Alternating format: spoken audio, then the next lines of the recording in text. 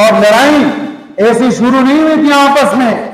وہ صرف بات کیا تھی, ابتدا کہاں سے ہوئی, وقت ختم ہے. آپ کو بتاؤ, حضرت عثمان رضی اللہ تعالیٰ عنہ کو جب خوارج نے بے دردی کے ساتھ شہید کیا تھا تو حضرت امیر معاویہ رضی اللہ تعالیٰ عنہ کی خواہش یہ تھی کہ پہلے حضرت عثمان رضی اللہ تعالیٰ عنہ کے قاتلوں کو گرفتار کیا جائے, سزا دی جائے.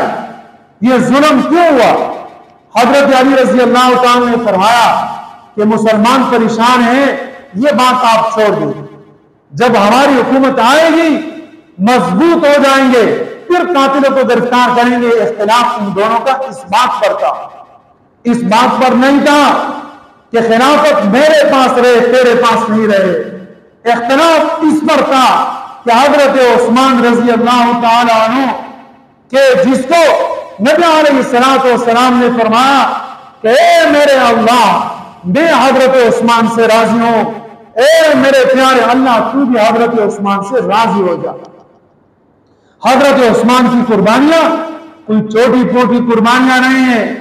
امیر معاویہ نے فرمایا کہ اگر دنیا اسلام پر اسلام کا جھنڈا ہے تو یہ حضرت عثمان رضی اللہ تعالیٰ عنہ کے برکات ہے, اس سے ان کی قاتلوں کو نہیں چھوڑیں گے, پہلے ان کو کیفر کردار تک پہنچائیں گے.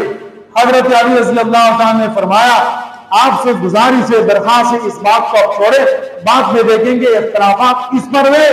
پھر منافقین نے کود کے ان دونوں کو آپس میں لڑایا, اس لیے آپ کو یہ کہا جاتا ہے. اور حضرت عائشہ, حضرت علی رضی اللہ تعالی عنہما دونوں نے بھی آپس میں قرآن کریم کی اس آیت کو جب دیکھا, یا ایھا الذین آمنوا ان جاءکم فاسق بنبأ فتبینوا ان تصیبوا قوما بجہالۃ فتصبحوا علی ما فعلتم نادمین. اے مسلمانوں, اگر کوئی شریر آدمی, کوئی فسادی آدمی, کوئی آدمی آپ کے پاس کسی کی خبر لے کر آئے, یک طرفہ خبر سن کر اس کے اوپر فیصلہ نہ کرے, وگرنہ کل شرمندگی ہوگی. جب قرآن کریم کی صحات کو دیکھا تو حضرت علی بھی رونے لگے اور حضرت عائشہ صدیقہ بھی رونے لگی اور آپس کی جنگ کو ختم کیا. یہی مسلمانوں کو پیغام ہے. مسلمان پریشان کیوں ہوتے ہیں؟